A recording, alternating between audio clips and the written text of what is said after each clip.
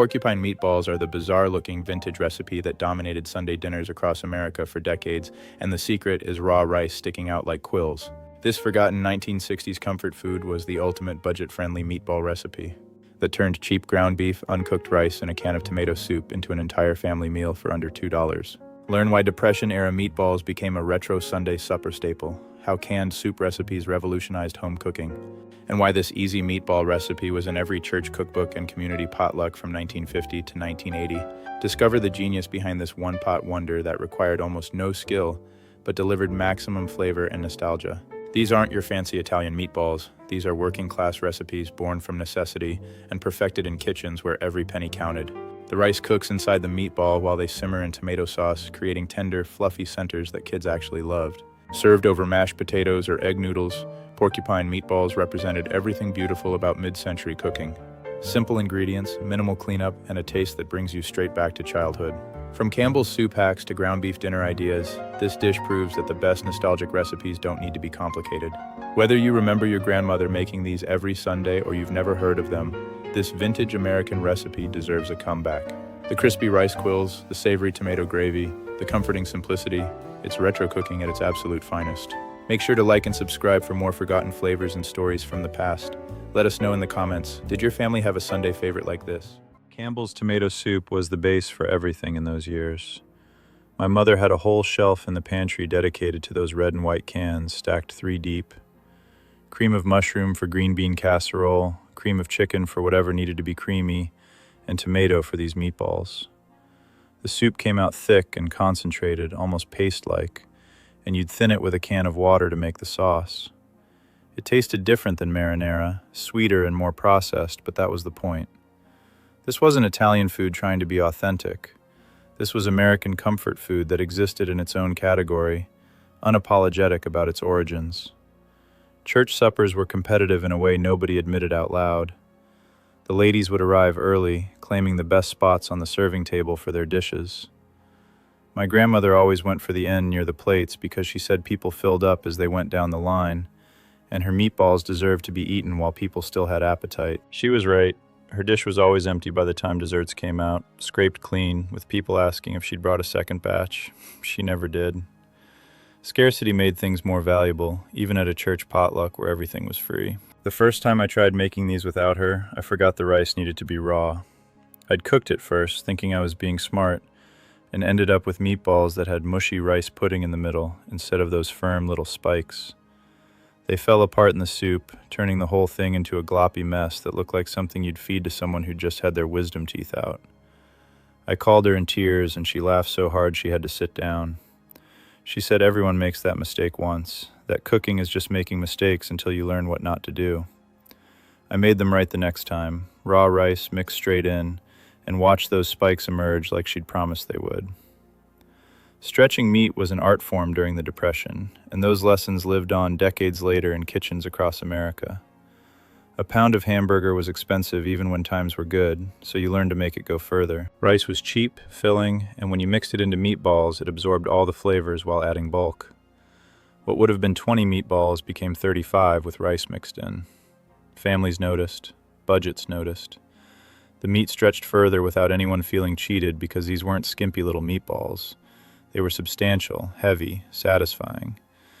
You'd eat 2 and feel full. Sunday dinners at our house followed a pattern. Church let out at noon, and we'd be home by 12:30.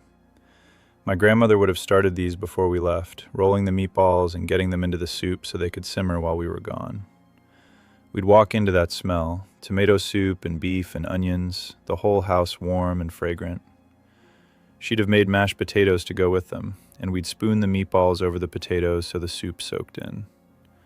My grandfather would eat 4 of them, every single Sunday, and complain his pants were getting tight, but he never stopped. The whimsy of the name delighted kids and made adults smile. Porcupine meatballs sounded like something from a fairy tale, not like the economical, Depression-era recipe it actually was. That playfulness mattered in an era when so much food was practical and plain. Giving it a cute name made it special, turned a budget meal into something memorable. My grandmother said her mother called them hedgehog meatballs back in the 30s, but Porcupine caught on better. Americans knew porcupines. The name stuck, spread through church communities and PTA cookbooks, became standardized. By the time I was eating them in the 70s, everyone knew what you meant when you said porcupine meatballs. The church basement where we had potluck smelled like old coffee and floor wax.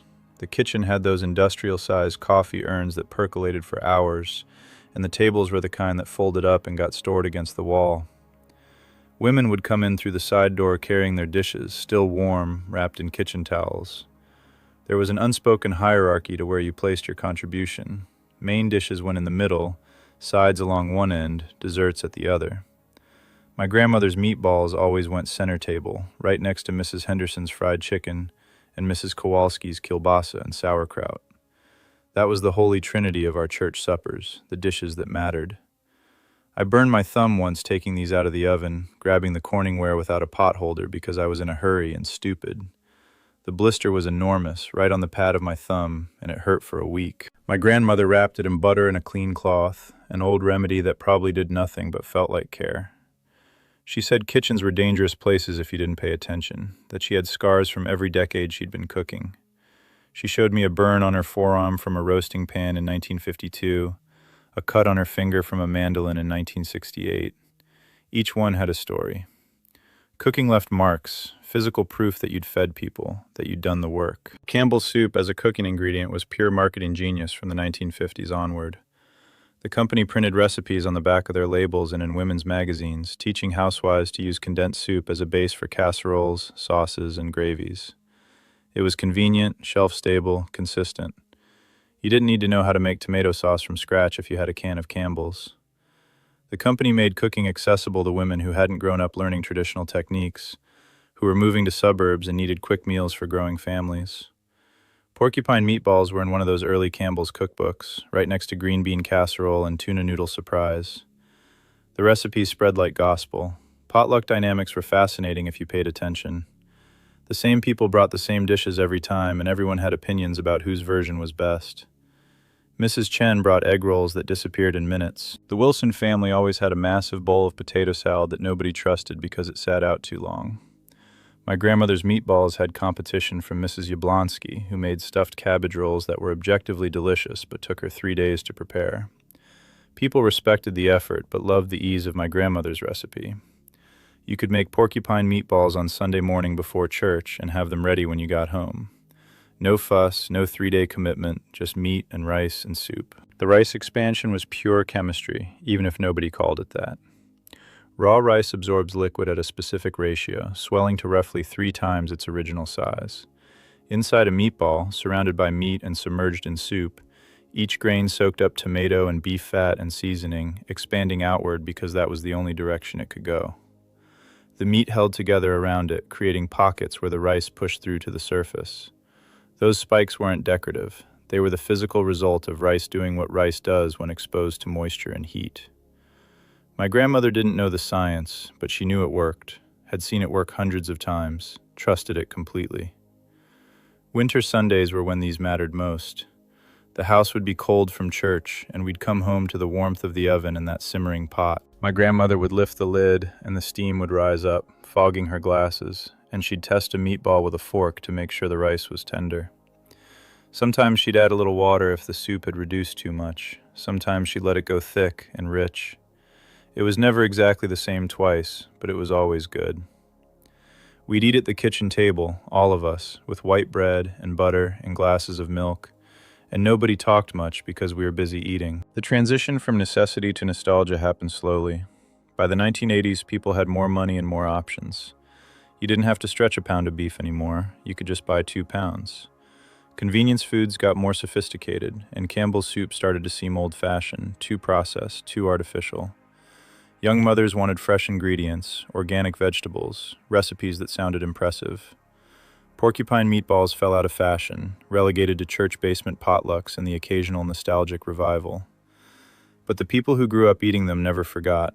We carried the memory of those little spiked meatballs in tomato soup, the way they tasted like Sunday, like community, like home.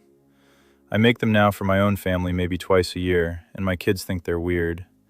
They eat them because they're hungry, not because they're transported by nostalgia to a church basement in 1972. That's fine. Food doesn't need to mean the same thing to everyone. But when I roll those meatballs, mixing raw rice into ground beef with my hands, I'm back in my grandmother's kitchen watching her do the same thing. The rice still pokes out in spikes after an hour of simmering. The soup still thickens and clings to each meatball. It still tastes like it did 40 years ago because the recipe hasn't changed, won't change, doesn't need to change. Some things are perfect in their simplicity, and porcupine meatballs simmered in Campbell's tomato soup is one of them.